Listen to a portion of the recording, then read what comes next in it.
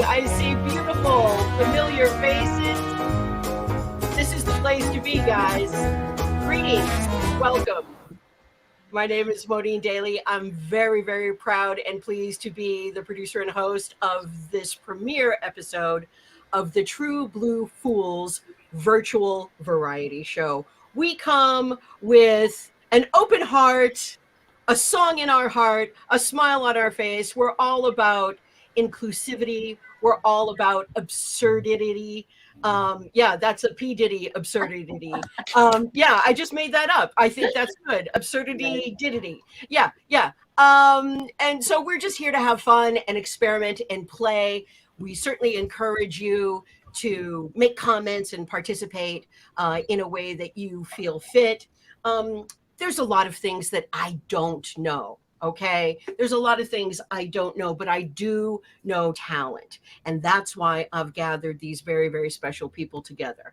I don't know why our economy is still running on a speculative realm, especially after Bernie Madoff. I don't know why we're sitting comfortably when we're 90 seconds away from the doomsday clock going off. There are worries that are far larger than us, but we all have much more in common than not. And that's what our time together today is all about. We're going to think, we're going to feel, we're going to vibe it on out and just be open. And if you're here live with us, we really appreciate your good energy. And if you're joining a rebroadcast and checking this out after the fact, we appreciate you and your time. All right, so let us meet up close and personal these beautiful, beautiful cast of players. I'm looking directly at Brandon Knox, the boyish charm and manly skills of Brandon Knox. Please say hello to everybody, Brandon. Hi, everybody. Great to be here. Thank you so much. It's great to have you here. Now, in our playbill, which will be available to you on all the various social media sites, we've got all kinds of information on all of our players. If you want to follow them, if you want to ask them questions, if you need them for any of the services they may provide, you can do that. Brandon, can you tell us? I know that we've got your IM. DB? Yeah, thank you. Consonant, can I buy a consonant? Let us know your page, because you've been in a feature film recently. Mm-hmm. Your career is flying. We know you from the Actors Audition Club, but you also have your own career going. Please speak on that. Mm-hmm. Yeah, my name is Brandon Knox. I'm an actor, producer, podcaster, and audition coach, and I've been an audition coach with the Actors Audition Club for the past 2.5 years. It's opened up so many avenues and really helped me understand camera and understand so many different aspects of the filmmaking process, and that has been such a wonderful opportunity for me. I really get to see different sides of everything. I was recently just helping someone with a short film on a camera crew called Howlin' Circus. It was so much fun to shoot. It was 2 night shoots back to back. So much fun. And I've recently finished a feature film where I was a supporting lead, starring alongside Michael Jai White, who is creator of Black Dynamite. Yeah, and it was absolutely such a pleasure to work with him. He was fantastic, and he very much inspired me to learn even more about the filmmaking process. And I want to emulate what he is able to do. And it has been such a wonderful experience these past couple of years working with the Actors Audition Club, and it has absolutely changed my life. And I'm so happy to be here with Mo Vibe Productions. Woo! Yeah. And thank you for being part of this and contributing your expertise. It's great to have you here. All right, I call her Magical Tessie because she makes magic wherever she goes, no matter what she creates. She's a force of nature. And let's meet Tessie Harasti. Hi, my name is, you said it, Tessie Errasti. I'm originally from Mexico City, and I've been in the United States for the past 8 years. And I studied dramatic arts in the National Dramatic Arts School in Mexico, and I also studied with most of the people here in the Tom Todorov Conservatory. And I'm a filmmaker, a writer, and an actor. Um, yeah, a druid as well. Happy to have you, Tessie. We're looking forward to what you're doing today. All Thank you for right. having me. Excellent. I say this all the time. She is not just a wordsmith, she is the wordsmith for our times. Erin Elizabeth Reed, everyone, say hello. Thank you. Hi, everybody. It's so wonderful to be joining you all today. This is really exciting. A little about me. I'm an actor, a writer, a voice artist, and I can now say a director. And I was very blessed to be able to work with some amazing talent, including Tessie. This last fall, a play I wrote and directed went to the judges' finals and competition at the Short and Sweet Hollywood Festival back in October. And another one of our colleagues who is joining us in the comments today, she's watching, Miss Deanna Shinsky, was also in the show, and she was actually nominated for Best Acting Award for her performance in that piece. So big shout outs, much love to E10, everyone here and everyone watching. Beautiful. And a little insider tease, Deanna will be at our next episode, which will be happening on May 4th. So details to come on that, little teasy weezy for you. Exciting. Yeah. Beautiful, Erin. Thank you so much. Yeah, all right. Yeah.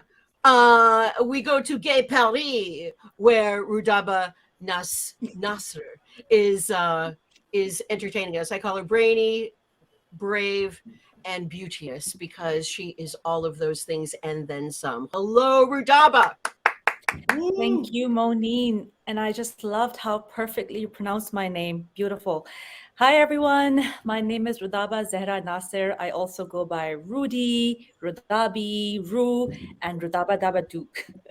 I'm a Pakistani born and raised actress, singer, writer based in New York City. America has been my home for the last 12 years. I love my people, my plants, learning languages and traveling. I've been to 33 countries and counting. I'm also a fierce advocate for the rights of women, persons with disabilities, and LGBTI people. And I recently got support from the Kennedy Center in DC to co-write and co-direct and act in my own play with 4 other women of color. And I just love telling our stories our way.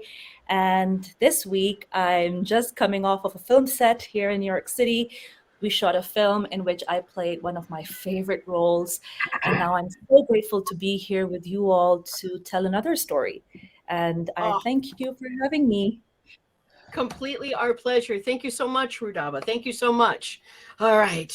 Sizzly. I'm starting to feel warm, and it's because Kevin Figueroa is here. He is both the spark and the flame. Say hello. Hola. Hello, hola, hello, Wiedersehen, everything in every language. Everyone here, I'm Kevin Figueroa. I'm a professional human being from northwestern Mexico that loves to write and act and loves learning languages like many of my fellow colleagues here. I've had the pleasure of studying with basically 3/4 of everyone here, like 99% of everyone here. And I know how amazing everyone is. I've had the pleasure to have that amazingness contagious to me. I go wherever my passion allows me to go, wherever I'm allowed to burn brightly and unapologetically and sensually, hence me being here. My passions besides acting and writing are yoga, anime, manga reading, and flirting. And as they say in anime, yoroshiku onegaishimasu. Pleasure working with you. Kevin, yes, you do. You're very well acquainted with the fine arts, and flirting is indeed one of them. Yeah, and no one is left untouched, right? I mean, you spread your love. There's enough Kevin for everyone, which I think is just wonderful. Okay, let's see. If we have the bold and boisterous Bartolator, Trace Taylor, available, we want to meet Trace Taylor. Hello. Woo! Oh, hello, you beautiful people. The ones I can see and the ones I can't see. But anyway, so thanks for joining us today. My name is Trace, and I'm an actor and a voiceover artist, and I sing a bit and play a little uke and piano and all that. And I also just started teaching again, so it's kind of fun. And then what else? My secret that nobody knows is that I'm actually a poetess and have one published poem. Where it is, I don't know. Anyway, otherwise, I'm here today with you all, and I'm grateful. And thank you to Moneen, our producer, for gathering this wonderful crew. And yes, I'm excited to be here. So cheers. Oh, until later. Lovely, Trace. What a thrill. What a thrill. Happy. And we must say hello to I'm gonna go out there on a limb and call you a change agent, Sheldon, because all of the arts that you participate in have such a powerful message, such poignancy, and such purpose, and that is why you are here. H. Sheldon Wright, say hello to our audience. Hello, everybody. Thank you, and I'm honored to be here with all of my fellow creatives, and thank you, Mo, for putting this on. I'm a voice actor by profession, and I do dabble in sketching images, yes. I like to learn about American history, jazz, baseball, bridging on social issues, and other topics. And along with voicing and drawing, they comprise a lot of my creative passions. And I share these passions on YouTube and other social media to convey my worldview. So what I'll be sharing today will be a 6-minute video presentation, which encompasses my passions, including voiceover, societal issues, jazz, baseball, and a mini art exhibit that I call Say It Like You Mean It. So again, thank you, and stay tuned. Yeah, for sure. Looking forward to that, Sheldon. Excellent. Thank you, players, performers, and portrayers. Yes, I'm quoting Shakespeare, and I'm quoting the rock power trio Rush at the same time. Didn't I tell you it was a variety show? You see how we do that there? All right, so we are going to go through all of the astrological signs. Kevin is going to give us something unique. It's not your everyday horoscope. It is so uplifting. Okay. We're going to begin with Kevin. He's going to break the horoscopes up into their elements. Okay. And we're going to begin the signs with him. So listen in. And why are we pointing? Am I missing something, you guys? Missing somebody. Well, he's underneath. The biggest baller in here. Lord, Jesus. Mr. Classy Classy.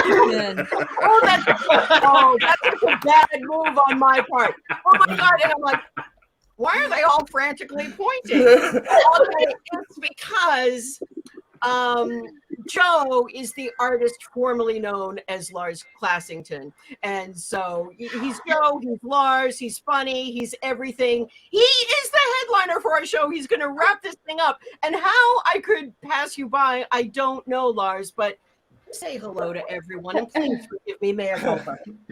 Hello, everyone. I figured you were just saving me as a surprise at the end. So. Oh, okay. Yes. Yeah, that was my plan. Right, of course. I'm Joe Lars Larson, the artist formerly known as Lars Classington. Born and raised in Toronto, Ontario. I'm an actor, stand-up comic, host, writer, director, founder of my production company, Laughing Vikings, and also Actors Audition Club. An Actors Audition Club helps professional actors shoot auditions without stress, tech troubles, or having to bug your family and friends so that you can book your dream role in television and film. A couple fun facts. I have been bit by a boa constrictor and I've been stung by a stingray. I once lived in Alaska. I've eaten at the northernmost Denny's in the world in Fairbanks, Alaska. And I'm dual citizen with the States and Canada. And one day I aspire to run for politics to unite both countries as Prime President of Canada, America, under my own party, the Pizza Party. And my entire campaign is free pizza for everybody. Vote Lars. All right. Vote We Not can get my vote, behind man. that. If you're looking for a campaign manager, I promise I will pay closer attention, Lars. I really, really will. Done. Okay.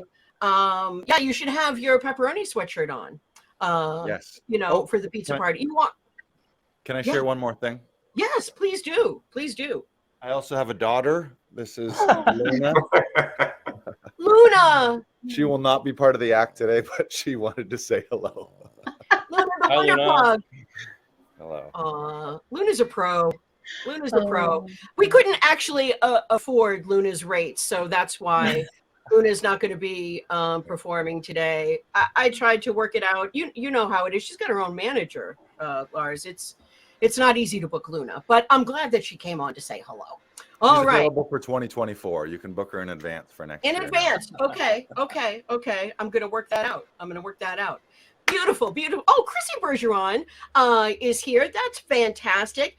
I can well imagine Chrissy might show up on one of these shows. Now I can look at these comments. I love, Allie's here too. Fantastic. Sheldon, you've got some people pulling for you. I love that we have an audience. That's fantastic. Okay, now that we've covered everybody, we're going to have our first segment with Kevin Figueroa, and not just astrology, but life lessons. And we thank you. Okay, waiting for everybody to leave me the stage. Thank you. With the arrival of the astrological new year upon us in the shape of Aries season, also known as spring, we are set in motion with regards to the goals we set in the Capricorn season and in the winter. The plans and promises and resolutions we made during that season are going to be put to the test as soon as spring starts. And speaking of spring and starting, let's go with the legend, the most genuine, the most unapologetic of the signs, the honest Aries. Yes, the one that's least likely to shut the fuck up in any given circumstance, but we love you for it, Aries. You have the ability to stand up for what you believe in at all times, and that's a skill worth praising. Take this time of much deserved protagonism, Aries, and relish in your accomplishments so far. You've made it this far, and that means something, Aries, no matter what your unfulfilled goals might tell you. And, we know that they were unrealistic anyways, and probably also made out of an impulse, but wouldn't judge. We love you for that assertive energy, because that's exactly what draws people to you, Aries, and we love to see it. And speaking of loving to see it, and sticking with the fire sign theme for this ones, let's go with the gorgeous, fashionable Leo. The queen of all. You have a presence that's so powerful that allows to others to be drawn to you, and we all know how much you love that attention. Focus that attention that you receive this season on being the leader that your community already sees you at. Be it friends, co-workers, family, strangers you met while complimenting each other in the bathroom. Let your fire shine brightly and freely with what you love, and others will follow, Leo. And sticking again with the fire signs, would you look at that? Speaking about freely, Sagittarius, the most optimistic of the signs, and you come here in the first three. I made it in purpose because I know how short your attention span is, and every other fire signs for that matter, y'all need to be first or y'all lose interest. So here it is for you. My silly lovely ho. This is a tremendous time for pleasure, but pay attention because there's also time for effort, my Sagittarius. And I'm sure you're aware of that. You have a tremendous energy and curiosity and stamina, and I want you to use all those to find what lights your fire. And when you find that, work with it, not for it. You don't have to become a slave to your own passions. Let your fire find some routine in your life, invite it. You don't have to marry it, but it's a nice booty call to have in your repertoire, if you will. So next up, we will have the 3 earth signs, and that's it for the fire signs. Beautiful, Kevin. Thank you so much. Okay, so reason to stay tuned. We're going to go through all of the signs. That was really helpful to start with the fire signs, Kevin, because I believe we've got a segment coming up. We're going to tune in our radio. I'm feeling some heat. I'm feeling some heat and some fire, and it must be because we're tuning into Radio Satan. Is that what's next?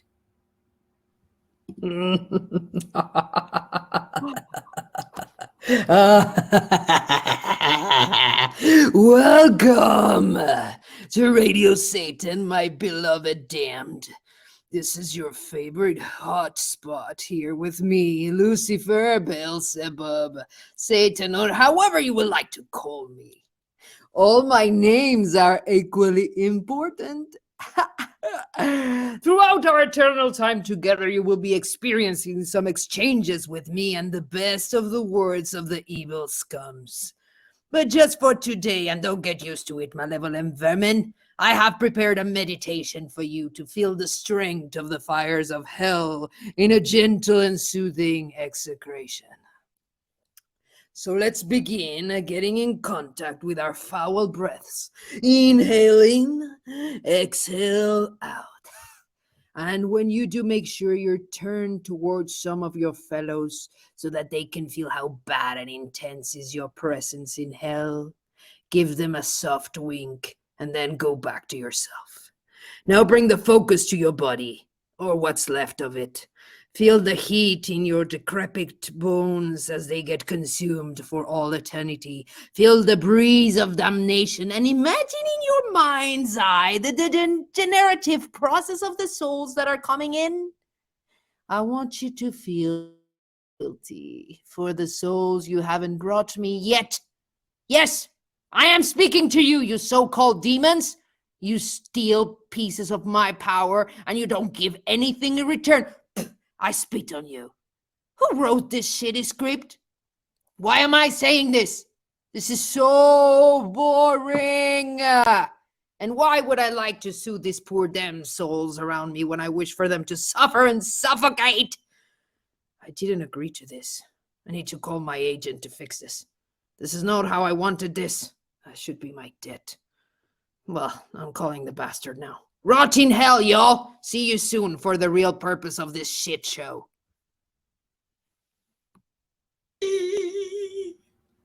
Wow. Okay. I don't know if we're going to be able to talk with our satanic host because he might be, or she might be, or it might be roasting Jeffrey Epstein. I don't know. There's plenty of people down below with him, but message received. Message received. Okay, maybe we ought to lighten things up a little bit. We are going to go from those satanic fires to a very engaging story. It is now time for Rocco and Wicket's epic showdown. Ooh, I can't wait for this. I'm so excited. Okay, everybody. If you're like me, story time as a kid was like your favorite time. And I never got rid of that. So here's a little story with maybe a few adult words thrown in. Hope you enjoy Rocco and Wicket's epic showdown. It was a lazy summer afternoon, quiet and still. The sun blazed down, blanketing the streets below in radiation that they mirrored back up to the great orb like a gospel choir lifting their voices in praise. Rocco was sprawled out on the front porch, legs akimbo, trying to stretch his body out as wide as it could go to release his own heat. The porch ceiling fan creaked weakly, doing the bare minimum to stir the air around it. Rocco panted. Just then, an evil laugh penetrated the muffled silence, as dark and sinister as a twisted mustache. Who's there? Rocco was instantly on the alert, ready for battle, whatever the danger may be. He was bred for this. He lived for this. He would die for this. Whatever this was. But he never died. He was invincible. The evil laugh came at him again, this time closer. Ha ha ha! I've got you right where I want you. Show yourself, Rocco demanded. Every nerve was at the ready, every hair on edge. As you wish, came the sly reply, and a black dot scarcely bigger than a speck of dust leapt onto his nose. The dot continued to chuckle ominously to itself. Who are you? Rocco grilled the speck. With a grand flourish, the black dot announced, It is I, the great Wicket, flea extraordinaire, drinker of blood and biter of ankles. A flea! I should have known, Rocco growled. Indeed you should have, Wicket replied. But there's no use crying over that now, is there? I shall have my fill of your tasty blood and lay my eggs all over your body, and when they hatch, they shall overrun you! Never! Oh, indeed they shall. And my grand army won't stop there. Oh, no. We'll infest your yard, your carpets, your very bed. We will swarm every inch of this place. We'll be unstoppable! Rocco gasped. Jen-Jen! Jen-Jen was his human companion, his ward, you might say. He and he alone was responsible for her well-being, and the thought of her uncoated legs, so bare and vulnerable without the natural barrier of fur like that which coated his superior form, horrified him. They would most assuredly succumb to the dastardly designs of this petulant pipsqueak. He had to protect her. Yes, Jen-Jen too, Wicket intoned.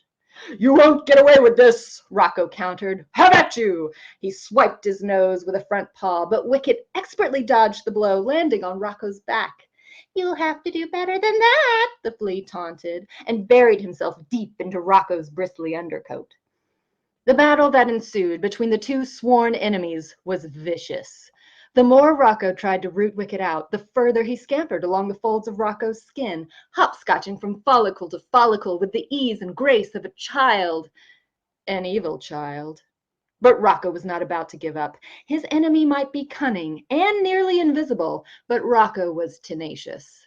Once he had a thing in his muzzle, he never let go, like newspapers, especially newspapers, so crinkly and limp in the way they smelled. Like the damp earth being hung on the line to dry, they must want desperately to return to the soft black earth, so Rocco often obliged them, burying them in Jen-Jen's garden next to the petunias. But enough of that.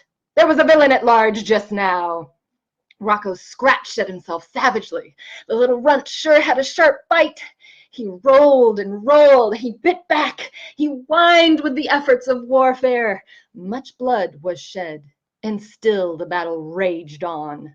And just when Rocco feared he might lose this fight, an idea lit up inside his canine brain like fireworks in the night sky. A dog's greatest strength was not his loyalty, or his intellect, or even his medicinal tongue, though that was pretty cool. No, a dog's greatest strength was the pack. He could call in reinforcements. Rocco let out a long, high-pitched howl that echoed across the fence lines. What are you doing? Wicket asked through a mouthful of Rocco's folded skin. Rocco just grinned slyly and howled again. Stop that! The flea demanded and dropped his toothy purchase. I said stop! Just then, a great creaking whoosh of air came from behind them, followed by a sharp wooden smack of doorframe. Wicket jumped. A melodic voice from high above tipped the scales. Womp, womp, womp, Rocco. It was Jen-Jen. His plan had worked. Rocco moved to sit in front of her, then eagerly lifted a hind leg and scratched himself as vigorously as he could manage, all while maintaining eye contact. Not an easy feat. Wicket gasped. You didn't tell me you could speak human? Rocco humble bragged. Well, technically I understand more than I can actually speak, but yeah. Womp womp medicine womp, said Jen, then left. Where's she going? Wicket asked, becoming ever more frantic.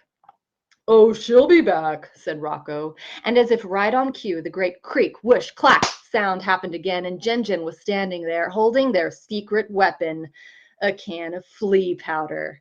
Rocco pretzeled himself at her feet and shoved his muzzle into his backside, nibbling all around Wicket. Womp womp, Rocco, womp womp, said Jen. Rocco complied. An enormous hand combed itself through Rocco's fur, lifting it up and exposing Wicket. Then a noxious snowfall fell, coating Wicket like a Chernobyl victim. No! Screamed the flea. I'm melting! That's what you get when you mess with me, huffed Rocco victoriously, as Wicket gasped his final breath. The villain vanquished, Rocco turned to Jen. She reached out her hand, and he pressed his forehead into her open palm, reaffirming their bond and that all was well again in the world. It had been a close call, that one, but the Wicket had gotten his just desserts. Speaking of desserts, Jen read his mind. Womp womp treat? Yes, oh yes, Rocco barked, ecstatic. Good boy, Rocco. Let's go inside. And turning, the mighty Rocco and his faithful sidekick exited, side by side. The end. Oh, Aaron, that is so delightful. So beautifully written, and you bring it to life with all of your character voices and your gesticulations. Aaron, thank you so much. Now, I have like a little bit of an insider ear to your voice because we've been working on a voiceover demo, if you don't mind that. And I have not put it out there yet because I'm waiting for you to do so. Do you want to give a tease about that at all, your emerging voiceover career? And I will just tease by saying I was able to work with you, and we made an amazing commercial voiceover demo reel together. I'm super stoked about it, really, really proud. Yeah, I would recommend, if anybody anywhere out there is listening and curious about jumping into a voiceover world, please don't hesitate to hit this woman up, because it was an incredible experience working with you. And yeah, and I'm so pleased and proud of the results. I am too, Aaron. Thank you so much. You're so talented, and you're a storyteller in so many different ways. I love that you're doing it with your voice as well. And AaronElizabethReed.com, where I'm sure you'll find everything on Aaron, and including the audio that we just worked on. Yeah. So what a perfect segue, since you were talking about Rocco's medicinal tongue. I think that's a great segue to go back to Kevin and hear our next. Oh, I see. Are we into earth signs now? We are. We indeed are. I'm digging what you're doing, Kevin. I'm smelling what you're stepping in. Beautiful. Yeah, Beautiful. Getting the earth palette down to a T, earth signs. I know I keep giving you a hard time for being cranky and stubborn and hard to change your mind. But that's what we love about you. You're the stable pillars of the zodiac. And who's better for stability than my dear Taurus? My sensual, stubborn child. This past few months have been challenging for you, no doubt about that. But that's nothing for you. You have the unique sense for finding clever and effortless solutions that make it easy to reach the path of least resistance, even in the most daunting of tasks. Some might call you lazy for this, but you understand the importance of preserving one's energy. And I admire you and respect you for that. Taurus, why use 100% of your energy when 30% of your energy will get the job done just as well? Who knows when you might need that 70% remaining? You have to have it ready. It's a form of self-preservation, and that's important, and a form of self-care, if you ask me. And I know you're the best in that, Taurus. Moving on with the next Earth sign, keeping it in order, we go with probably the most misunderstood of the zodiac signs. The sign that everybody that knows anything about astrology loves to hate, the Virgo. Virgo, you are more misunderstood than any Bible verse combined. People love to hate on your sign, but that's because they simply are not strong enough to handle you, Virgo. You have quite a heavy sense of humor when you do get to have one that can shatter anybody else's armor, especially when they're not used to dealing with you. Virgo, they don't know that they're supposed to laugh with you, not fucking take things personally, you know? You're a rational, capable, independent individual, and that loves to be relied on and fixing things, which is great, Virgo, except when you make that thing a person. You know, people are not puzzles that need to be fixed, Virgo, or projects to undertake. And their bullshit is not it's not your responsibility, my dear Virgo. Hope you keep that in mind in this Aries season as we move on to the last of the Earth signs. My personal and biased favorite, I adore the direct, non-filtered energy of the Capricorn. I know the stereotype is of this self-obsessed CEO workaholic that only cares about achievements, but there's a whole other side to you that most people don't get to see, Capricorn. You are vulnerable, charming, and reliable, and some people don't get to see it simply because they're not worthy of your vulnerability, Capricorn, and that's that. You're selective with whom you with whom you trust, and you take your time to trust them, Capricorn. Some people might have told you in the past that you might have some sense of trust issues, but not trusting someone that has never given you any reason to trust them is a form of self-preservation, Capricorn. And I truly, truly respect you for that. You are someone who gets shit done, Capricorn. And it's not just because of my bias, you know, you're efficient, direct, and a great leader by nature. You have the tools to make yourself heard and understood. The one thing I would love to see you do or do less of is worrying about the future, my dear Capricorn. You've got this. You've had this before. You'll keep having it again, Queen. Don't worry about it. Remember, trust in your abilities. You are that bitch. Remember that. Stay tuned for the Earth signs that are coming next. The famously alluring Earth signs. Excellent. I love it, Kevin. I learned so much about myself being a Capricorn. It's a lot of insight, and I feel like I'm way too white and uptight to say I'm that bitch. But I'm going to try it on. I'm going to work on it. Okay. Please do. So it will look beautiful on you. Oh, gorgeous. Mwah. More from you, Kevin, later. And now, if I'm not mistaken, I believe it's time to feel expansive love. And we're going to do that by way of Rudaba. Rudaba, would you like to join us and share your beautiful piece? So, Mo, what's the bravest thing you have ever done? I love you, and I'm in love with you. Perhaps the bravest thing I have ever done is to say these words to someone who I knew in my heart could not and did not say them back to me. Somehow, the stakes felt higher than when I moved from Pakistan to America 12 years ago with just 1 month's rent in my pocket. Higher than every time I've been up on stage in front of hundreds of people. Higher than cliff diving. But then, isn't the purpose, the beauty of life, to let our most vulnerable and authentic selves shine through?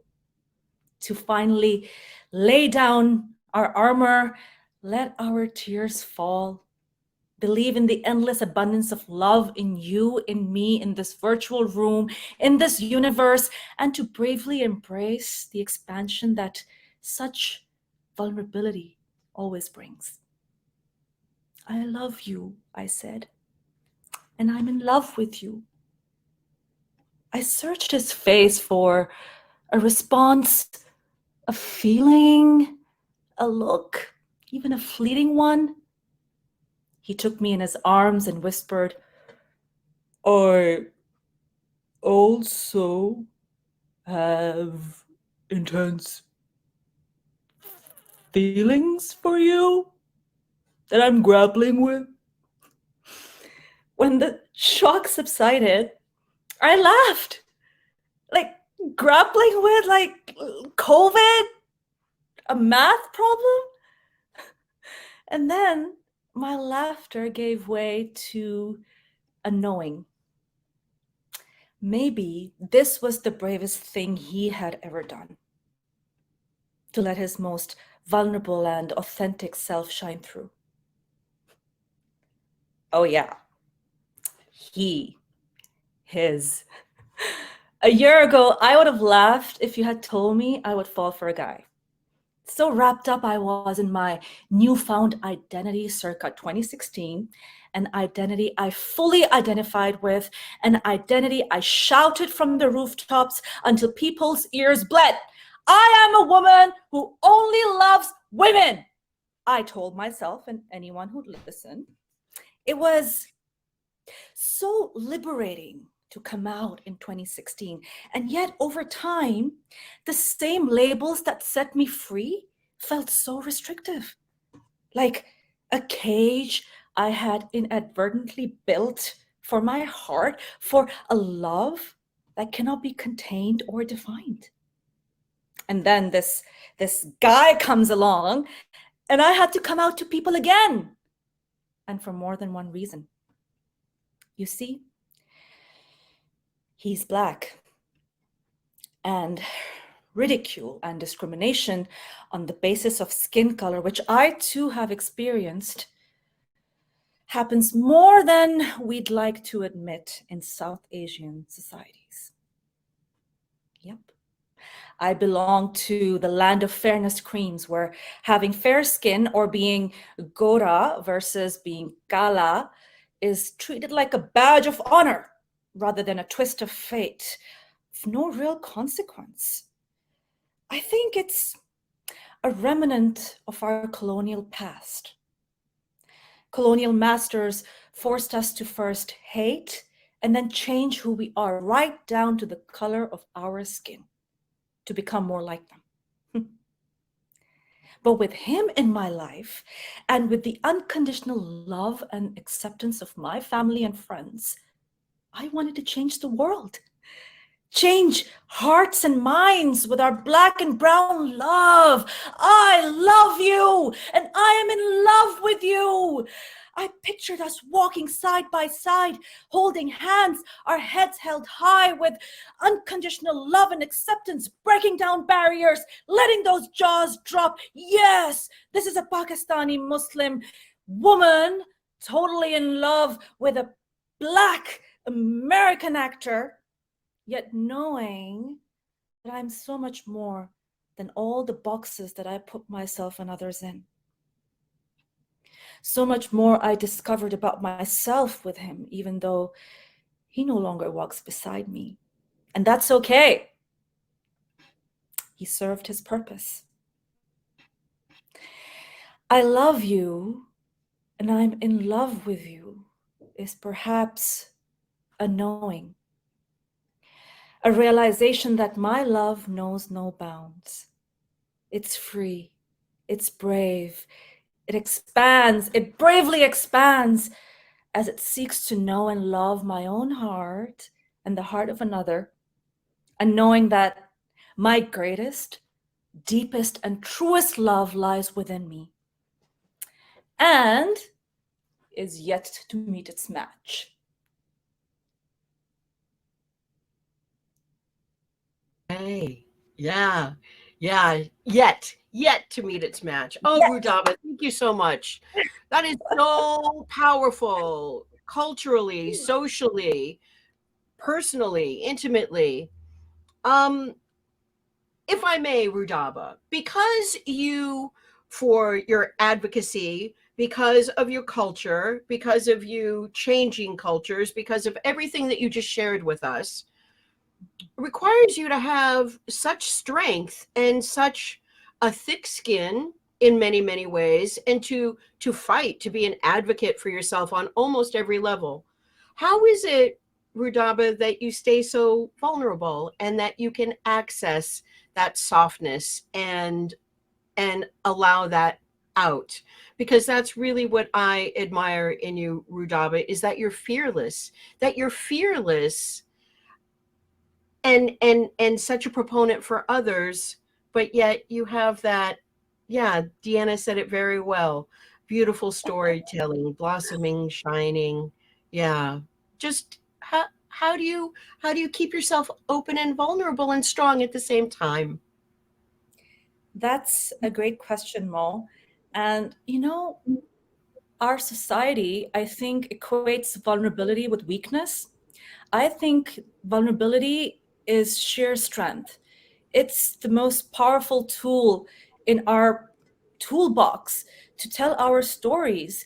And it has taken me years and years of knowing myself and loving myself and knowing others and loving others, and also facing some difficult situations to really come to this point where I think this is how I want to live life, to be my most authentic, vulnerable self. And then be so strong and sure in that and stand in my own ground, on my own ground, that if there is a difficult situation, I trust myself that I will get through it. But I won't change this vulnerable part of myself. I will not turn bitter, or I will not hide parts of myself. I will not shy away from difficult conversations. I will not shy away. As a Libra, hi Kevin, I know I'm coming up next. We're famous for, I've been running away from conflict all my life, but now I know that vulnerability and conflict and having those conversations brings people closer, or it shows you where to break away. Either way, we're happy and we're our whole authentic selves. Oh, you're a beautiful example of that, Rudaba. Beautiful example of that. Always inspiring, always learn something from you and inspired by you. So thank you, sir, so much for sharing that. Thank you for having me. And leading us, being a great example of strength and vulnerability. Mwah. Excellent. Excellent. So yeah, some real moments. That's part of the truth telling. We like to be fools, but the fools tell the truth in a way that is palatable. So we can take it in. And now we're going to move to H. Sheldon Wright. And I think, Sheldon, you're going to set up your video, and we're going to enjoy what you put together. Tell us a little bit about it, and then we'll talk afterwards if you'd like. Thank you, Mo. As I mentioned, it's a combination of a lot of things that are important to me. Say it like you mean it. I've made some other productions like it, but it's my favorite because I think it's the most comprehensive.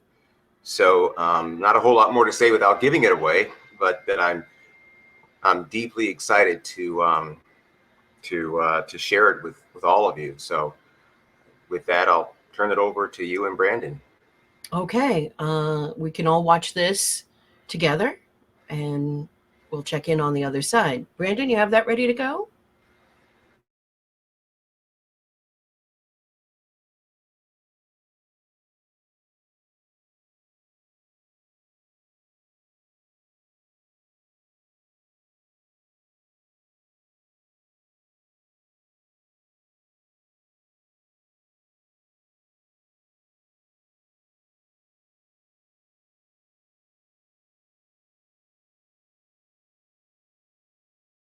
There are many humorous things in the world.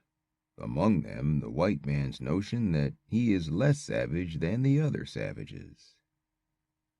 If you pick up a starving dog and make him prosperous, he will not bite you. This is the principal difference between a dog and a man. concerning the difference between man and the jackass. Some observers hold there isn't any, but this wrongs the jackass. Mark Twain.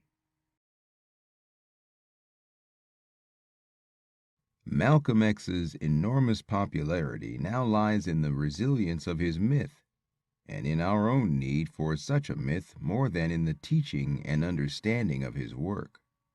Despite the wealth of information coming out these days about the man's life, the myth of a man transformed by his own efforts still looms larger than any facts or dates. Thulani Davis.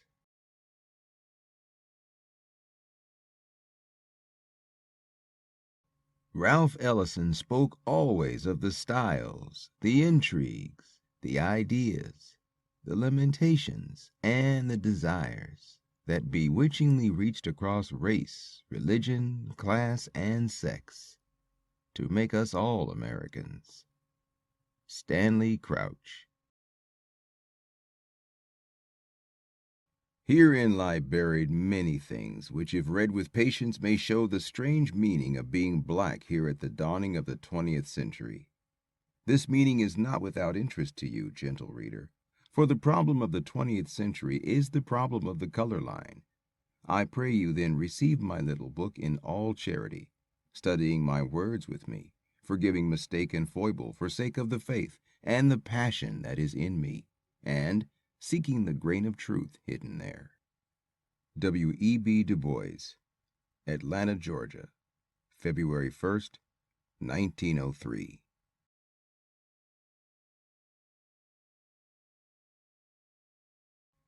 In our sundown perambulations of late, through the outer parts of Brooklyn, we have observed several parties of youngsters playing base, a certain game of ball.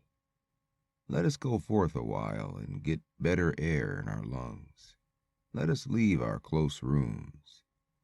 The game of ball is glorious. Walt Whitman, 1846.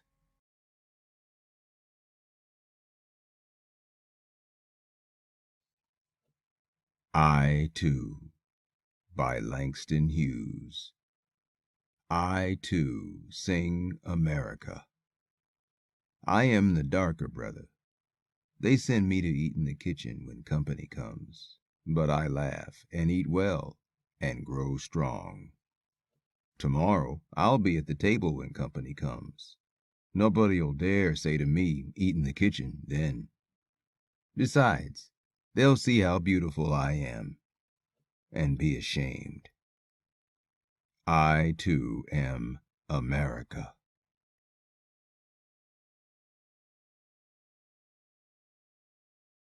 If you ride northward the length of Manhattan Island, you cannot escape being struck by the sudden change in the character of the people you see. In the middle and lower parts of the city, you have perhaps noted Negro faces here and there. But when you emerge from the park, you see them everywhere. And as you go up either of these two great arteries leading out from the city to the north, you see more and more Negroes. It is not until you cross the Harlem River that the population whitens again, which it does as suddenly as it began to darken at 110th Street. You have been having an outside glimpse of Harlem, the Negro metropolis. James Weldon Johnson, Black Manhattan and the Kingdom of American Culture. Symbolic birds, myth, and ritual. What strange metaphors to arise during the discussion of a book about a jazz musician. And yet, who knows very much of what jazz is really about? Or how shall we ever know, until we are willing to confront anything and everything which it sweeps across our path? Ralph Ellison. The mountains are calling, and I must go. John Muir, 1873.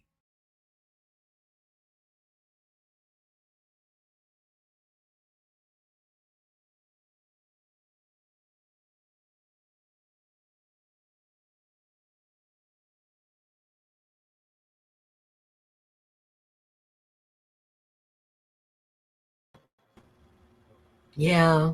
Oh, Sheldon, how many times have I seen this? I'm not sure, but I get something new out of it every time, and it has such an impact every single time. I guess my question for you, Sheldon, is how you are so peaceful, so inclusive, so um, so steady and grounded in your messages, because we haven't talked about it, but one of the more powerful images, um, I guess Billie Holiday would refer to it as strange fruit, you know, that that picture, that hanging. That's very difficult for all of us to see. How is it that you're able to not let your emotions overrun your message? How is it that you're able to put images, quotes, philosophies, and voice all of these things and still be calm and peaceful and not outraged? That's a complicated question. I've never asked you that before, but I'm asking you now. Is that okay? Yeah, it's okay. So I was thinking about your question or questions, but I do get the central inquiry. And I think that, of course, you get to a certain age and you become somewhat tempered, while you can also have a flame that burns underneath. But I will say that about 12 years ago, I came into the realization that, well, I consider myself a bridge. And so in that realization, I not so much decided, I just evolved to a place where I had an obligation to take these things that were in some cases very dark, in some cases light, and also merge in the things that are meaningful to me, but then also to reach to places that I didn't know and had to learn more about. But in all of that, I needed to understand my calling, if you will. And so at that point, I said I need to be able to bridge out to people that would see it and perhaps be might recoil or might lean into it. But my objective is to bring not so much disparate points of view together, but to meaningfully present them in a way that people that would otherwise shy away or lean away or just step away altogether might take a listen, and then we get some connections. That's what's happened. That's absolutely what's happened, and I'm grateful for you. We've mentioned it before, but you have said that, well, maybe I was born too late because I should have been part of the Harlem Renaissance, and from my limited perspective, it feels like that is Renaissance is still going on, and you're needed to do what you're doing right now. And I'm so happy that you agreed to share all of your art with us. And we do have, if anyone's interested in the quotes, we've got a nice compilation of the original artwork that you've done. Obviously, you voiced it, but there was some original artwork in there, and just where all the quotes are attributed. So if anybody wants that, you can message me and let me know. And yeah, it's so moving. It's so beautiful, and I'm so grateful that you shared it with us, Sheldon. Thank you. Thank you for being strong and soft and kind and open. Thank you, Mo. Yeah. Thanks, everybody. Absolutely. All right. I think this is kind of appropriate. We're just going to take a moment because I asked my daughter, who is turning 18 in a handful of days, and she's a bit of a multimedia artist. if we could, Brandon, put up her artwork, and we'll just spend maybe 15 seconds taking a look at this. This is her reflection. I told her what we were talking about and thinking about today, and this is what she contributed. And if you get something out of it, if it startles you, if it strikes fear in you, if you get something out of it, it's all okay. It means a lot to me. It has a lot of different meanings to me. I just wanted to share it with you. So we'll put that up for a few seconds.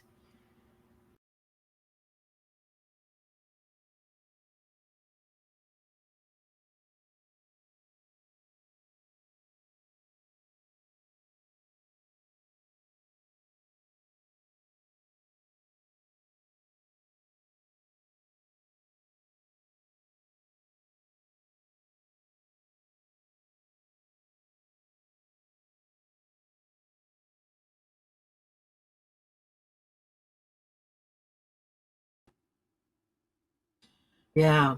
Thank you for taking a look. I find so many things I resonate with. One eye, one ear. Like we all have trouble fully hearing. We all have trouble fully seeing. We are infants. We are babies screaming and asking for love and acceptance. And we are also full-grown beings. And whether it's humanity or animals being caged, we are all looking to break free. So I that's what I got out of that piece. It's not meant to inflame. It's just a moment of meditation. So feel free to comment if you would like. And now we will move on to learn more about ourselves. We have another segment with Kevin. So let's get Kevin back and see what he has. Hello, Kevin. Okay, and we are on the lighter side. I noticed the white. Clearly, we are into the air signs. I love your wardrobe changes. It's just so fabulous. Yeah, thank you. And I just want to take the moment to say what beautiful works everybody has already shared. I feel I already know y'all even better. Because I know you as artists, and I'm truly honored to share the floor with you. And I hope the public is not tired of seeing my face, which if you are, tough luck, because I still have more segments to come, so tough it out. So now we go with the air signs, as previously mentioned, and we're going to start with a controversial one. The one that is most mainstreamly hated, the one that is basically a meme to hate on, the jester, the joker, the mean girl, the Gemini. Like they're sure it's a meme by now to hate on the Gemini, but I think that people fail to see, the actual value of a Gemini. Sure, there is this theme of double-facedness and, like evils that don't get to see the light of surface and whatnot, but nobody seems to talk about your golden ability to socialize. Like, damn, you are a sociable machine, Gemini. You are the life of the party. You're one of my favorite drinking partners, just behind Sagittarius. There never is a dull moment with Geminis. And as somebody who still loves to go out to drink and meet new people and socialize, Gemini are the best partner, again, just behind Sagittarius. They know how to have fun, The thing with Geminis is that they are childlike curious. And that curiosity of theirs knows no end, which can lead to a rabbit hole or two of projects and investigations and yada, yada, yada, and anything that keeps the mind busy. But to you, Gemini, I will say that if you find yourself looking everywhere and anywhere for new goals this year or projects to start out of boredom, know that that's fine. You're totally in the right to do that. But take some time to understand what's too much to chew on for you. Exhaustion is a thing. And it shouldn't be your perpetual state of mind, Gemini. But enough about that. Let's go with the next one that is also a very misunderstood one. It's often referred to as the weirdo of the zodiac signs, the Aquarius, the misfits. But what you truly are, I see you, Aquarius. What you truly are is somebody that allows other people to be who they are, no matter the place, no matter the person, no matter the circumstances. You are the safe space where people can discuss whatever sets their light of curiosity on fire. And that's one of your biggest strengths, Aquarius. You are someone who values genuineness and uniqueness above almost anything else. But you bring that out of people just by virtue of you being you. That's what makes you such a magnetic presence, my dear Aquarius. You are someone who needs to feel free at all times, which often leads to some avoidance issues, but we're not gonna get into that. We're gonna give you some love because your season is basically just passed over. And bear in mind, not every battle is meant to be fought. And you understand this basically better than anyone. And I trust that you trust in your higher self to know which battles to take on. And that's great. That's a form of self-preservation. Hats off to you, my dear. And off to the last of the air signs. I have a bad rep with this sign. I tend to roast it more than any other sign. I have some unbased dislike for some of their characteristics, but we're not talking about those today with the Libra. It's easy to give every air sign a hard time for being indecisive and evasive and, not very present, and especially Libra. But, just because they dwell in intermediates doesn't mean that they're, always indecisive. There's so much more to you that a lot of people like me don't get to see sometimes, What would sensuality be without you, Libra? Boring. That's what it would be.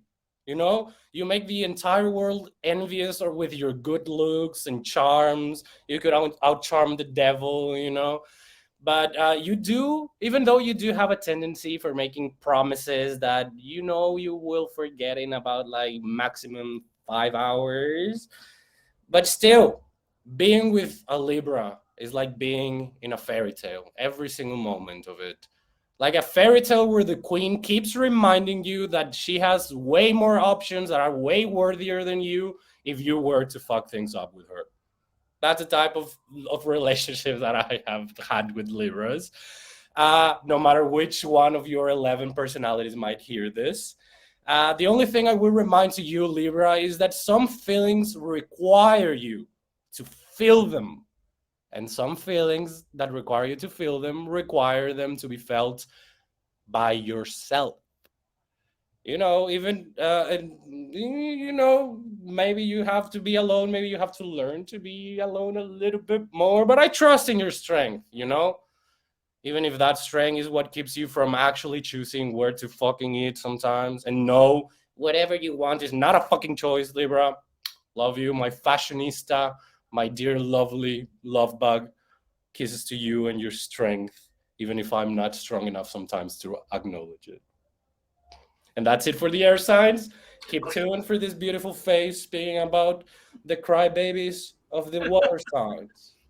We love it. We love it, Kevin. More can we eat you up with a little spoon? Yes, we can't get enough. Beautiful. Strike a pose. Oh, what's the hair?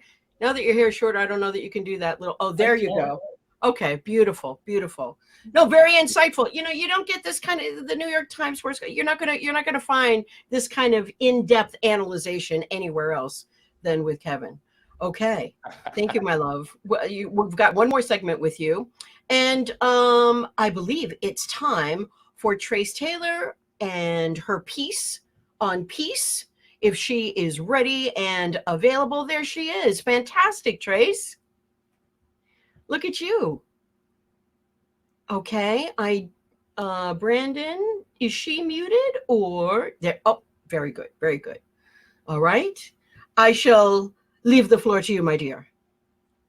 Okay, so willkommen, bienvenue, welcome. Fremde, étranger, stranger. I always wanted to sing that. It's a welcome. And yes, it's a hello, hello, hello. Fancy meeting you here.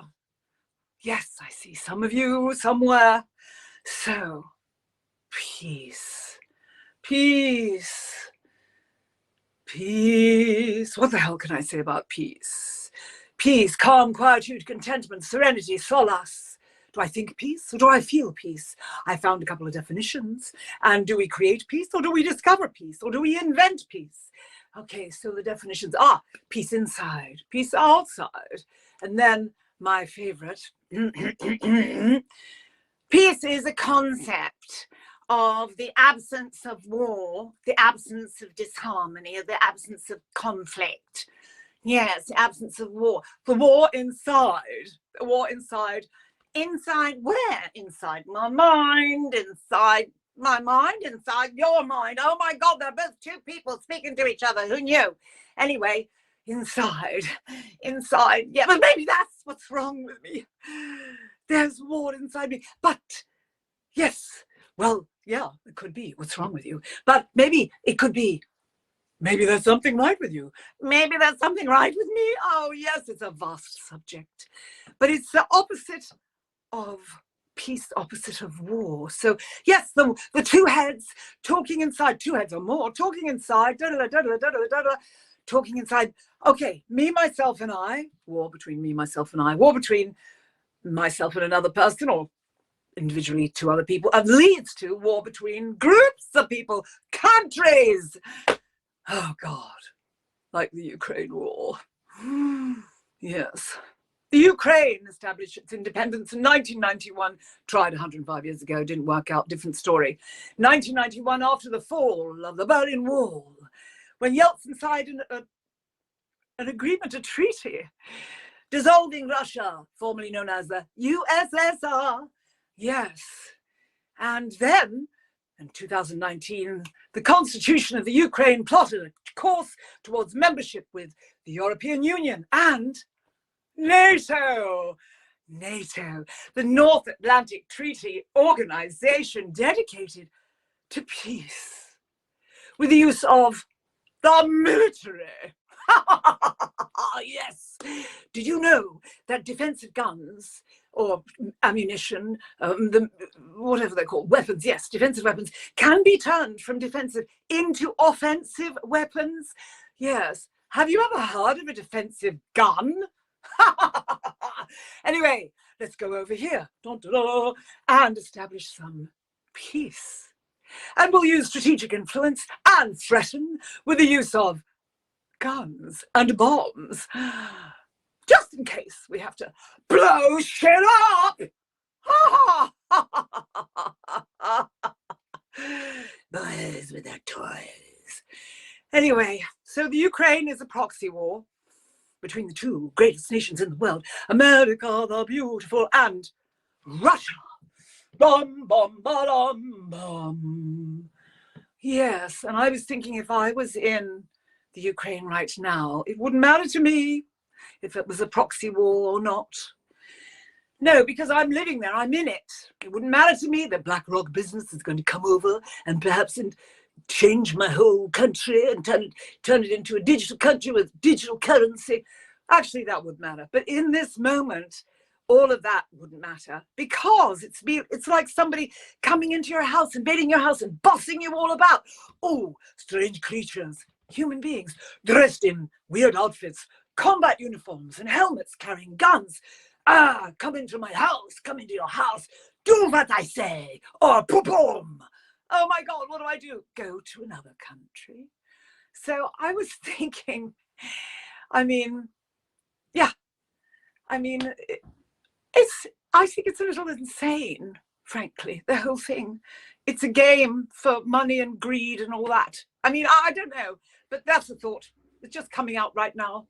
Anyway, I would like to just say, in the efforts of NATO, now 30 countries and counting, perhaps they've got some special things going on. We don't know, do we? The military-industrial complex. So it's good to be aware of these things. I think so.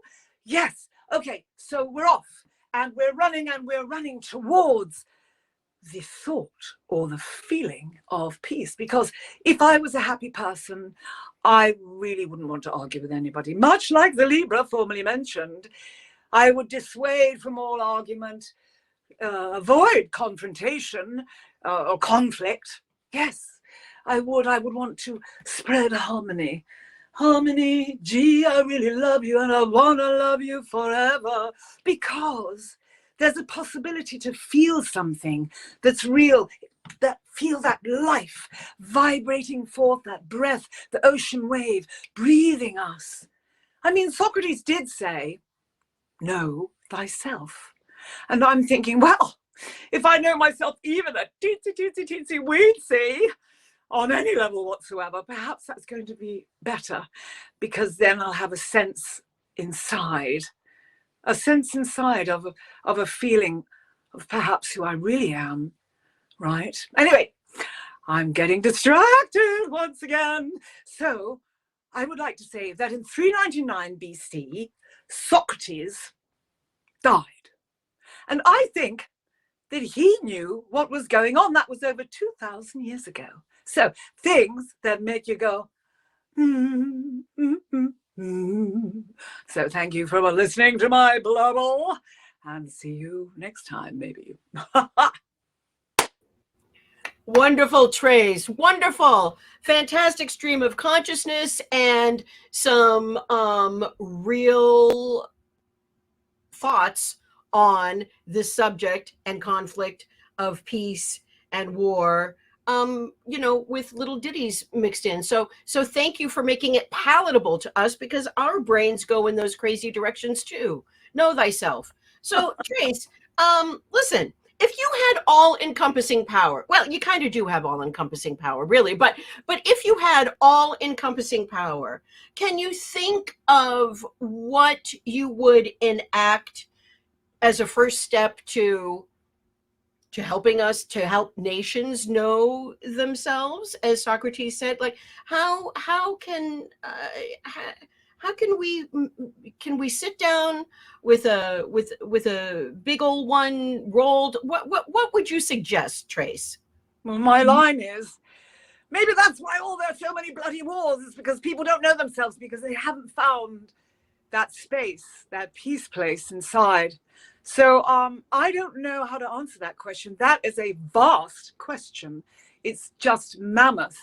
But my feeling is, and that's what I am involved with a little bit, is that if more people can connect with themselves inside, then there'll be a shift inside, because people would recognize their humanity, their human beingness. So it's kind of like Kevin was saying that, you know, I'm a professional human being. You know, Tom talks about that. And so that's my thing. And I do go to peace events, but it's also, I mean, it's huge, because what we're dealing with is all the constructs also of society and culture. So I think that's, you know, one can say it's like that concept of, you know, the inside or outside peace, and then, you know, oh, peace, the absence of, you know, of war, of conflict. Oh, there's a lot of greed in the world, but perhaps like, oh, the other thing I wanted to say was, you know, this feeling, it's inside everybody, the good, the bad, and the ugly, and the scary. So if people, I mean, the only way I think is person by person, as more people connect inside. And then these people, like yourself, putting on this show, and other people gather together and communicate. I think then communication is the key. And not bossing people around, telling people what to do, but there's such a manipulation. I don't know. I mean, I'm overwhelmed by what I've recently learned about the military stuff, like NATO. I mean, I just, you know, somebody actually said to me, oh, NATO, you don't like NATO. And I was like, what the hell? And it was so close. I mean, you know, it's like, okay, I want to spread harmony, but God, you're irritating the shit out of me right now, but I don't want to cause immediate death, so I'm going to walk away, you know?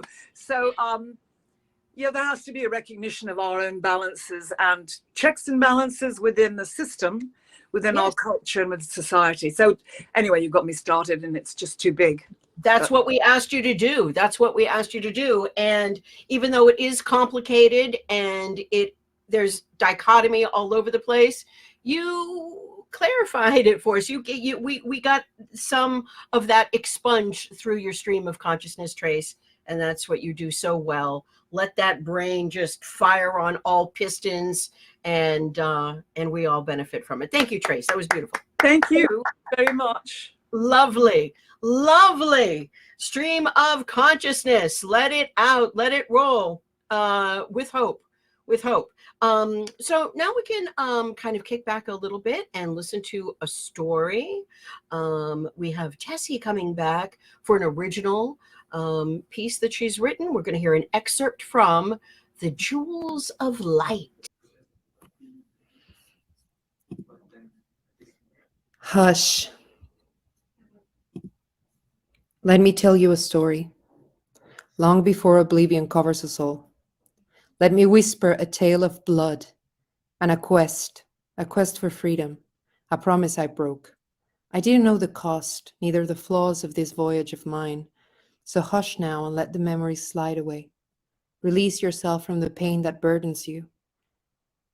She said I should hurry, but who does it all feel so nebulous?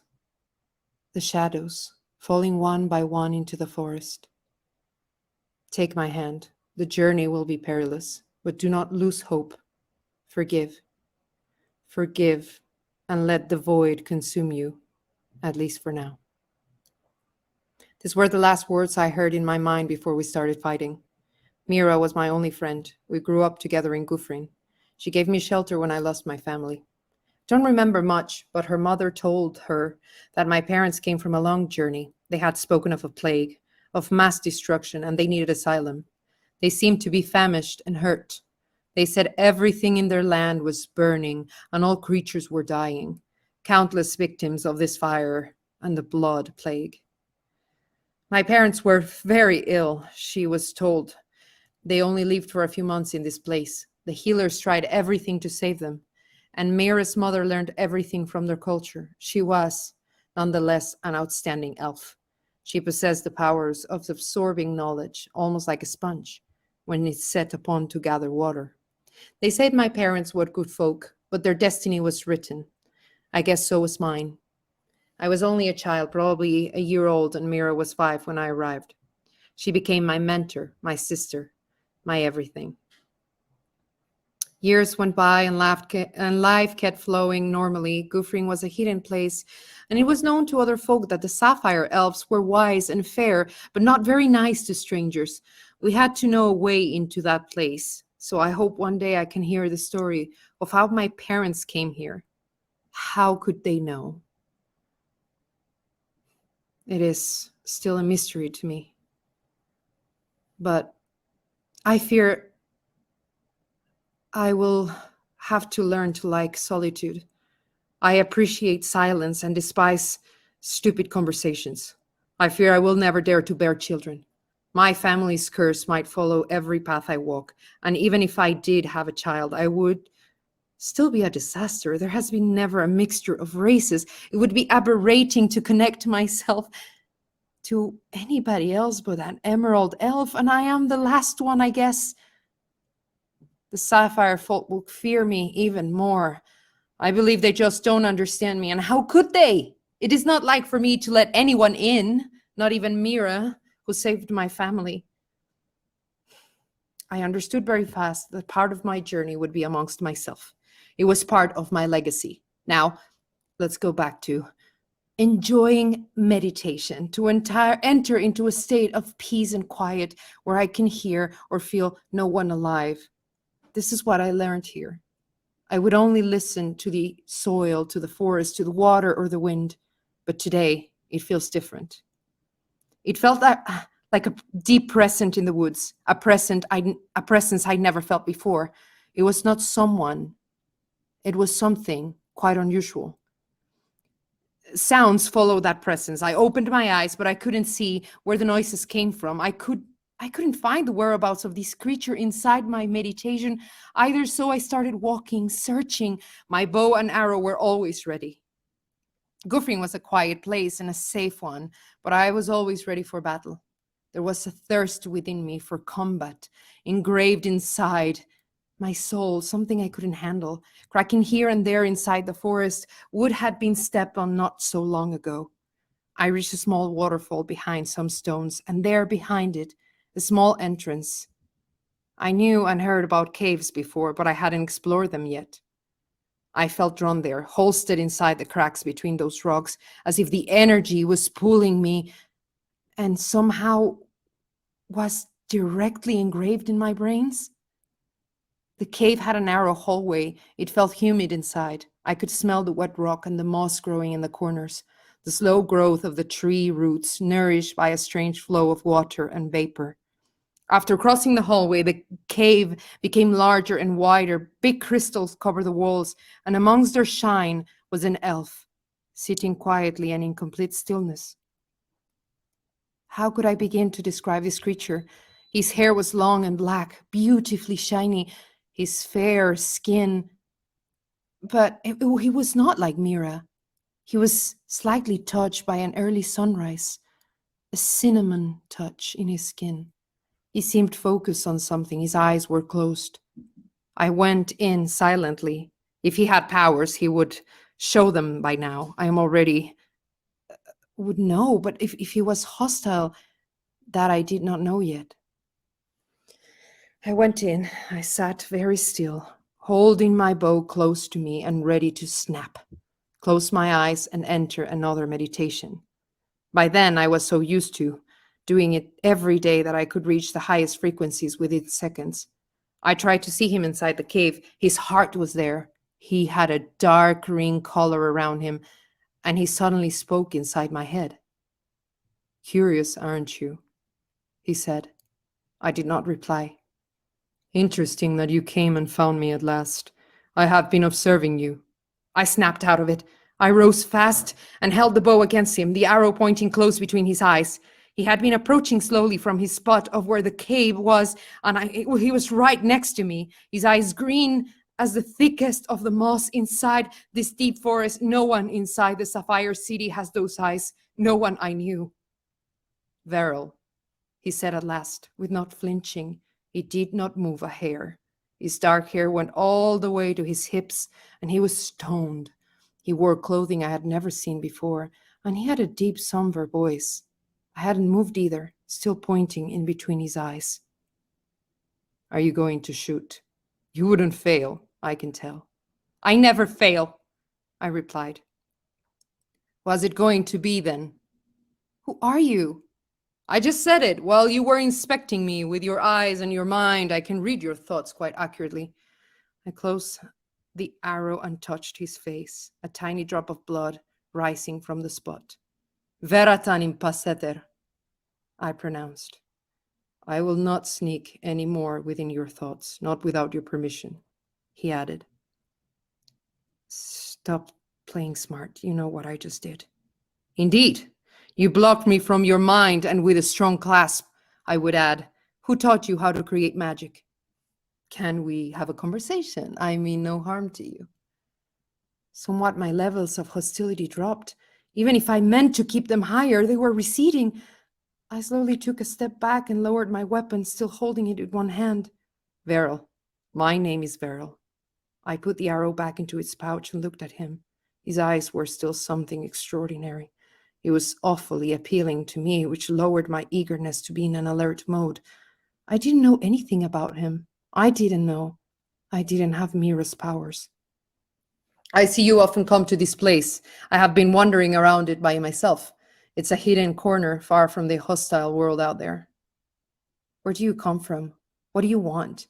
Why is it that you follow me, and how come I've never felt you before?" The questions came out of my mouth like a waterfall outside of the cave. While still inspecting him from bottom to top, I felt attracted to him. In a morbid way, I had never felt anything like this before. I wasn't a young elf. I had experienced the pleasures of the flesh. I had a few lovers inside and out of the city, but no one important and no one this powerful. I simply did not understand the sensations covering me. It was like a powerful enchantment, and yet he had done nothing. I am a wanderer, a traveler around, and I see the world. I learn. I'm curious about you. You don't seem like other elves. You are always alone and isolated. I find it fascinating to me. Why couldn't I find you before? Answer the question.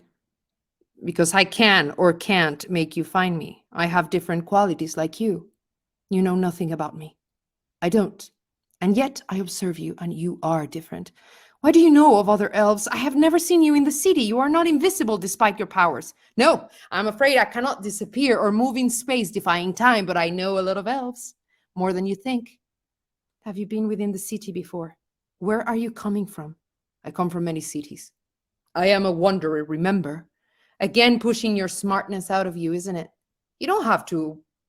You seem not to have a very light sense of humor, and I don't know your name. I won't tell you anything until you tell me where you come from and what brings you here.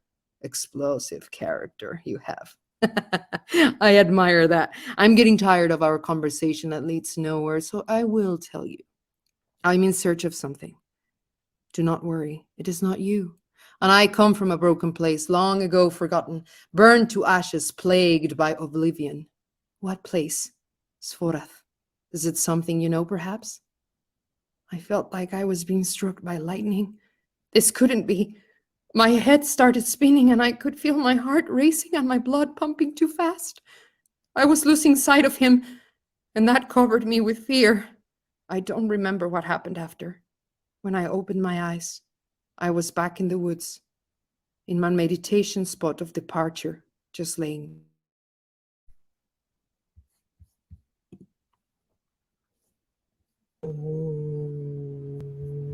Wow.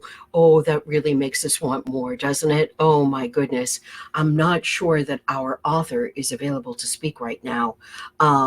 But Tessie Harasti will make sure to let us know where we can find more of that fantasy novel.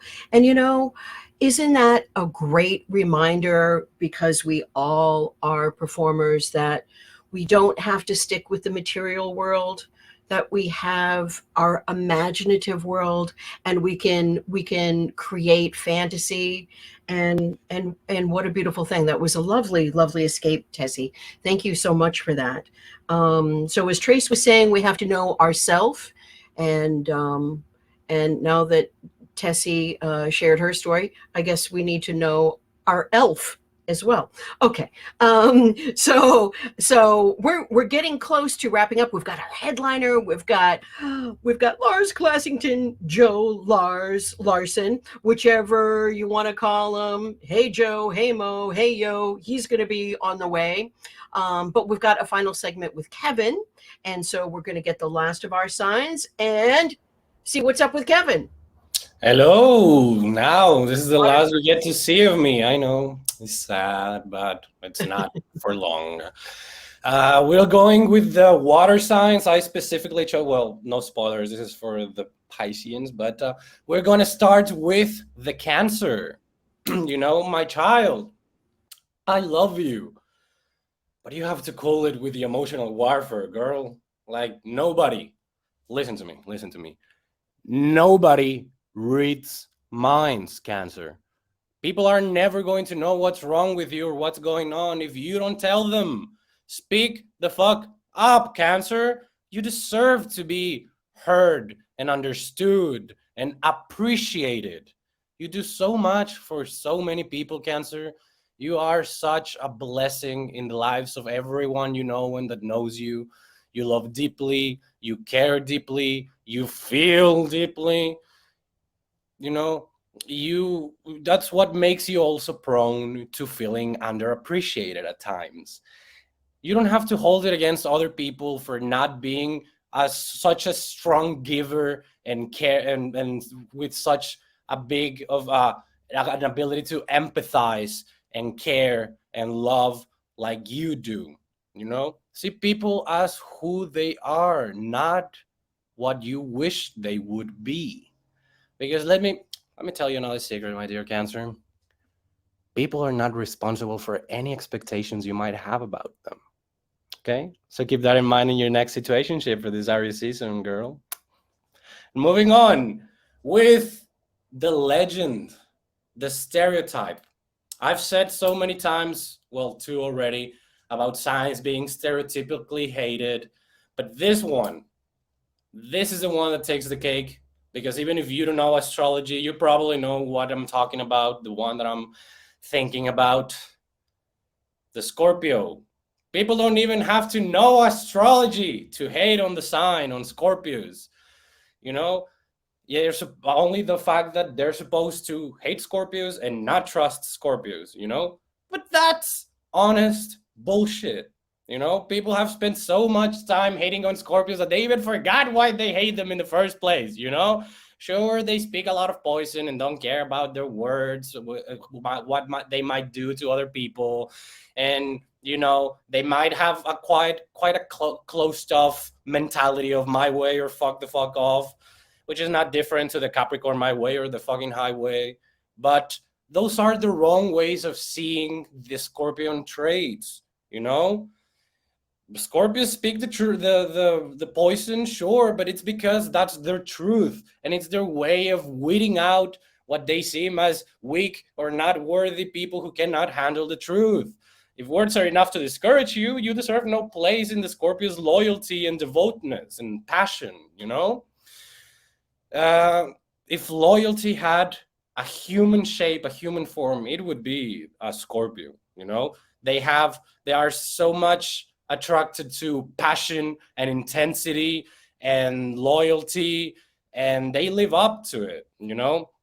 Scorpio is an extremist, which is another way of, you know, saying my way or fuck the fuck off, but they're quite vulnerable, you know? They might seem intimidating or hard to approach at times, but that's all a facade. It's just what it is, you know? It's smoke and mirrors to hide the actual vulnerable, sensitive child that just wants to be understood.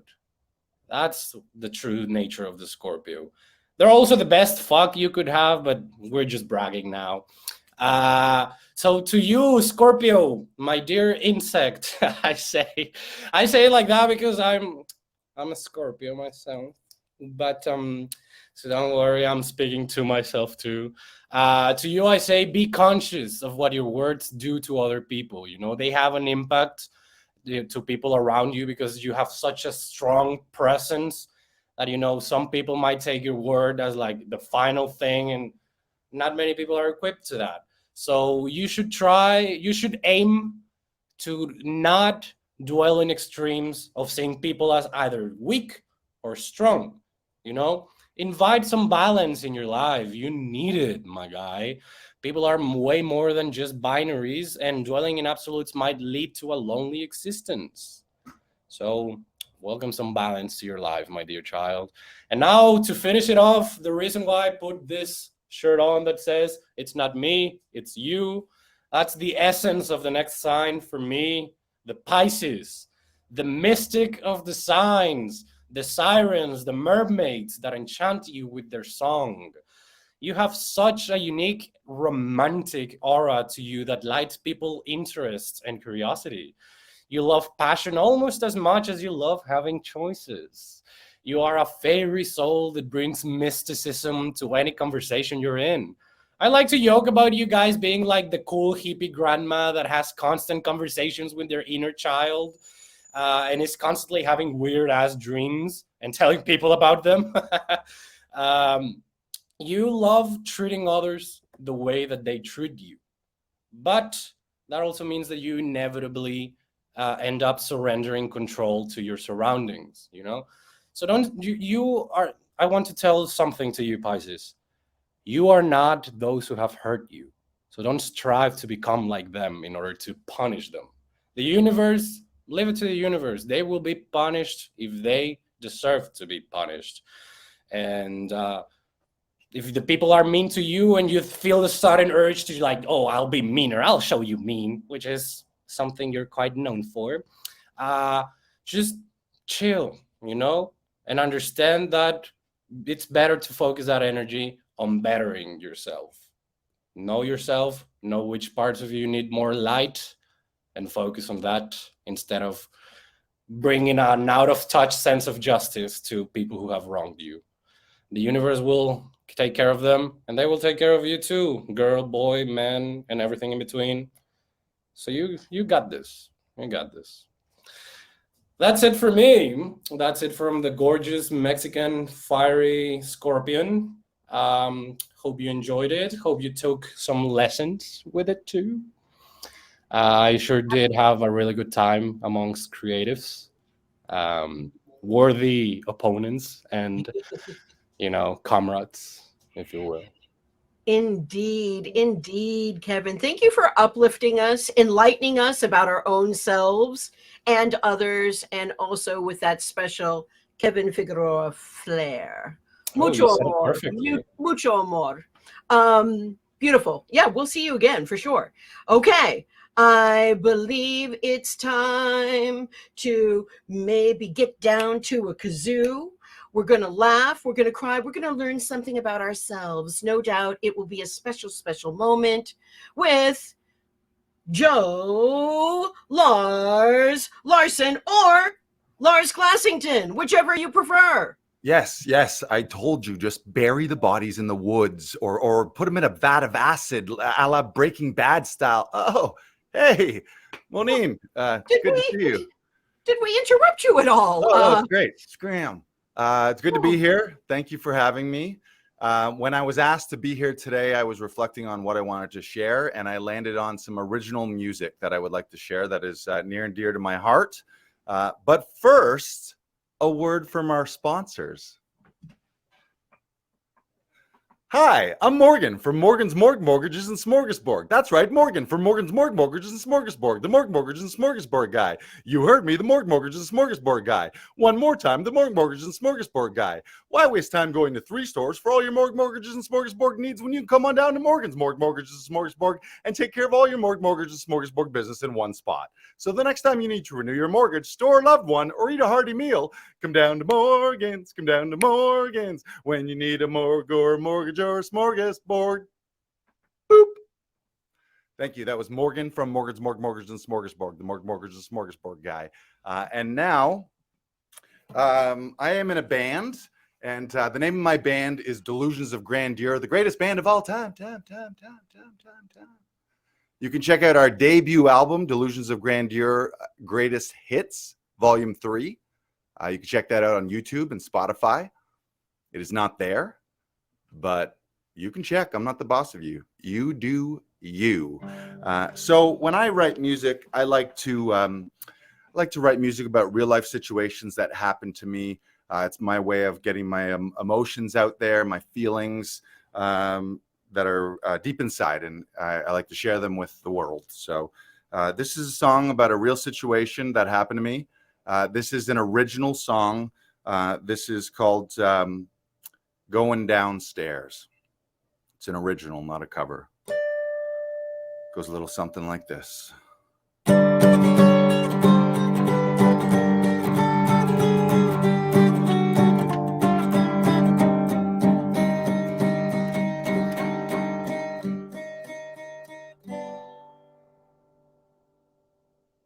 Thank you. That was the Joe Lars Larson original. That was Going Downstairs. That is an original, not a cover.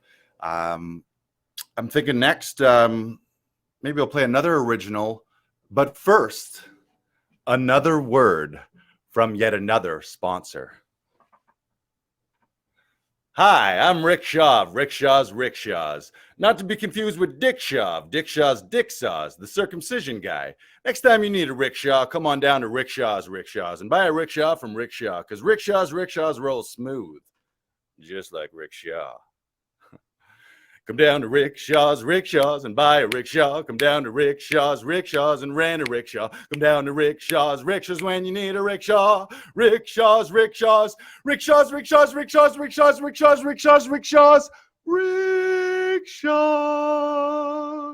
I'm Rick Shaw. Not to be confused with Dick Shaw. I just want to be clear. Rickshaws. Totally different guy from Dick Shaw's Dick Saws.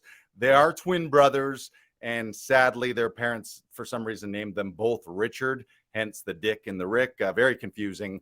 And then on top of that, they actually opened their businesses kitty corner to each other on the same block, and they hate each other.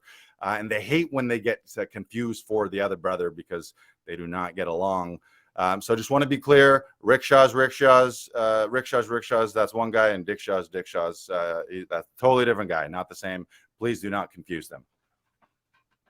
Hi, I'm Dick Shaw of Dick Shaw's Dick Saws, the Dick Saw guy, not to be confused with my brother Rick Shaw of Rickshaws, the Rickshaw guy. I'm the circumcision guy. Next time you need a Dick Saw, come on down to Dick Shaw's Dick Saws and buy a Dick Saw from Dick Shaw, because Dick Shaw's Dick Saws are sharp, just like Dick Shaw. Come down to Dick Shaw's Dick Saws and buy a Dick Saw. Come down to Dick Shaw's Dick Saws and rent a Dick Shaw. Come down to Dick Shaw's Dick Saws when you need a Dick Saw. Dick Shaw's Dick Saws. Dick Shaw's Dick Saws. Dick Shaw's Dick Saws. Dick Shaw's Dick Shaw's. Dick Shaw. I'm Dick Shaw, not to be confused with Rick Shaw. Totally different guy. Okay, now that we've taken care of some of the sponsor and we're paying some bills here, I would like to play another original song. This one's deep in my heart and soul. I hope this connects with you. I like to write songs that everyone can relate to across the world. So this one, you know what I'm going to play? Yeah, another original. This is Going Downstairs and Coming Back Up Again. It goes a little something like this.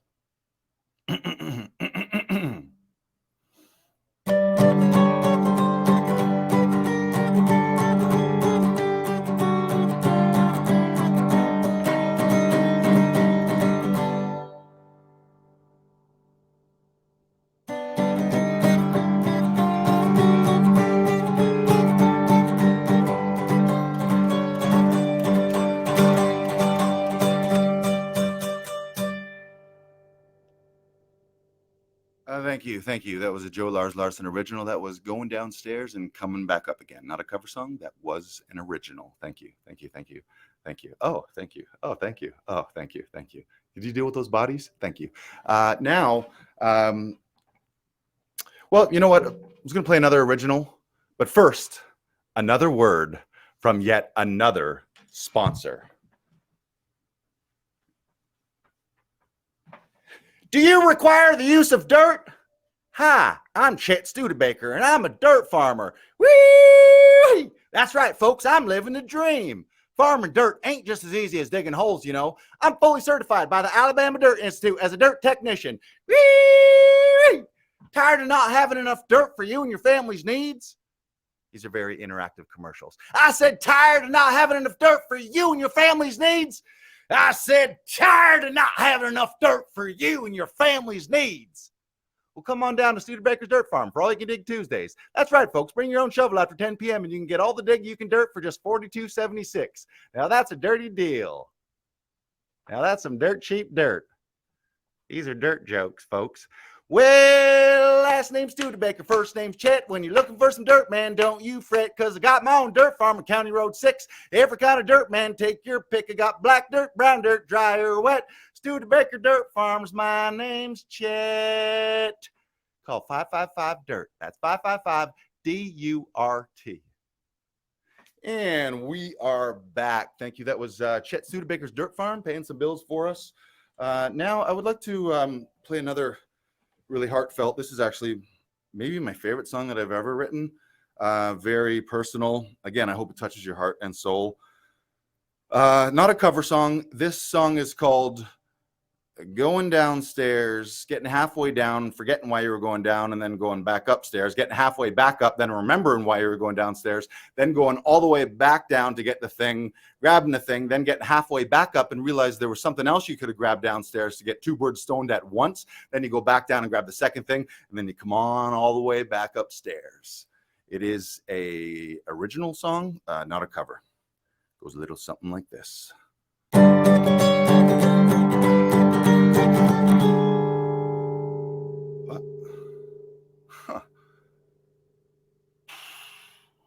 Honey, did... Well, I'll be damned. Huh. Oh, yeah. Okay.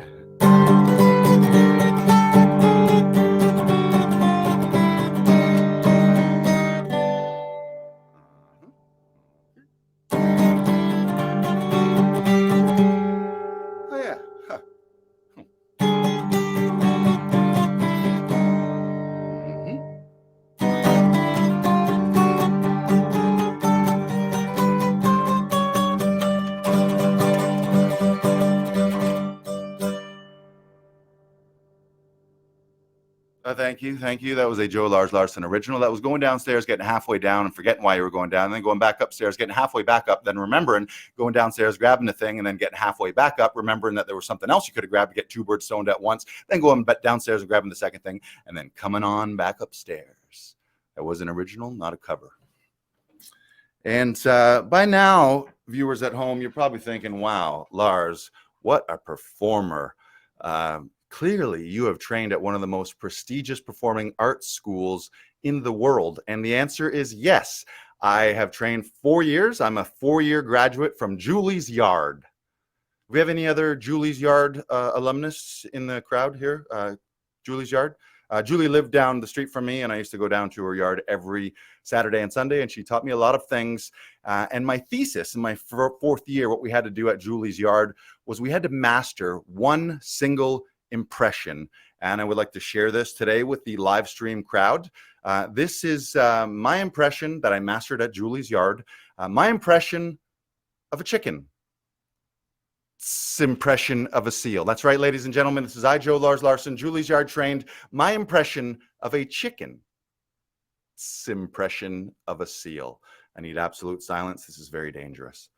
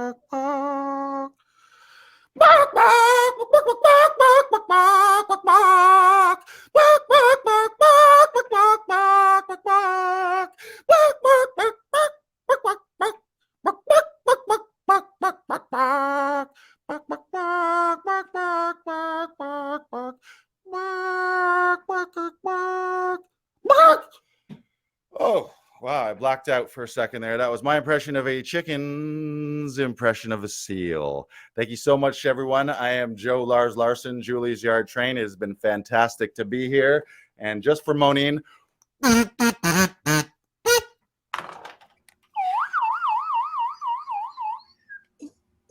Yeah, I understand, Ms. Sinatra. I'm going to talk to. Yeah, we're just finishing up the broadcast now. I understand that you're thinking about lawsuits. These boots for made for walking was clearly implied in the original song of walking up the stairs, walking halfway down the stairs, and stopping and killing two birds with one stone. We're going to get back to you. Okay. Nancy Sinatra thinks that you've taken her riff, and well, she better lawyer up. Okay, all right. She sounds like she's going to, and it wouldn't be her first little trip to the rodeo. What a joyous sport of talent, you know. And here we thought you were just going to wing it, but you wung it with a kiss from a rose. Was that your seal? Was I following? That is my impression of a chicken's impression of a seal. Yes. Oh my God.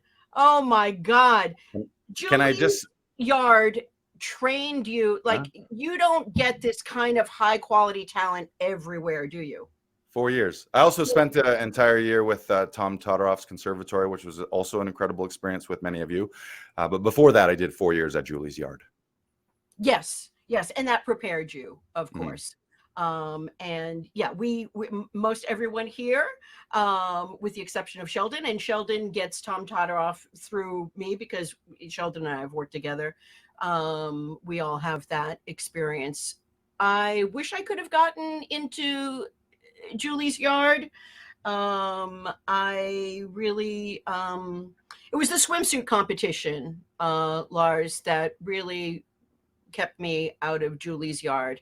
And I think that the Speedo that, that you put on, I think that kind of like clinched the deal for you. I'm not saying that it wasn't your talent, your kazoo playing, your original songwriting, your comedy, your dexterity with not Rick and Ron, but Rick and Dick Shaw. You know that there's actually Shaw Brothers.